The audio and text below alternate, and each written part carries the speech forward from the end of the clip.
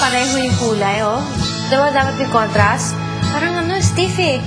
Alam mo, Macy, kahit anong kulay ng placemat, basta masarap ang dinner at saka masaya ang taong kakain, magiging successful ang dinner mo. Bagay. Ito na ito, oh.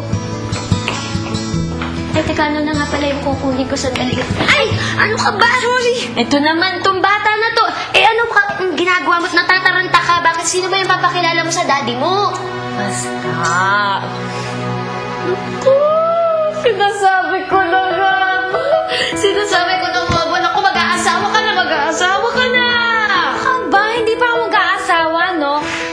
May special somebody lang ako nowadays na gusto kong makilala ni daddy. Alaga. Sagot ka sa daddy mo, bakit hindi mo lang yung sinabi? Pero, teka. Mabait ba? Naman.